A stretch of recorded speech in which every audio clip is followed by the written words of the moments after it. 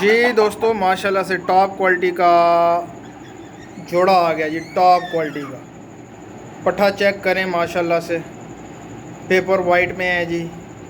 मादी check करें जी, पुरानी नस्लों की मादी जैसे है ऐसी मादी है जी इसके साथ लगी हुई। ठीक है जी, अच्छी क्वालिटी का जोड़ा है जी माशाल्लाह। ये चेक करें, नर चेक करें। नर की क्वालिटियाँ ही जो है ना वो बताती हैं कि वाकई कुछ चीज़ है।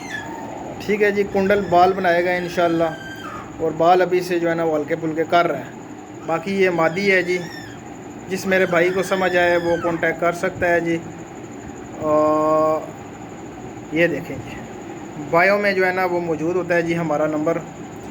बाकी ये है कि हल्के फुल्के गंदे हुए होते हैं वो कोई नहीं। नीचे जो है ना रेत देखें, रेत और मिट्टी मैंने मिक्स की हुई है। पानी की जो है ना ऊपर मैं डाल देता हूँ ताकि परिंदा जो है वो ठंडा रह सके। बाकी क्वालिटियाँ आपके सामने है जी, क्वालिटियों के ऊपर कोई कॉम्प्रोमाइज़ नहीं जनाब, कोई कॉम्प्रोमाइज़ नहीं। ये देखें जी, नर देखें, नर। ठीक है जी, ज़ेर दुमै और कच्चा पट्ठा है, यही समझ लें कि 12 से 14 माह एज है टोटल इसकी।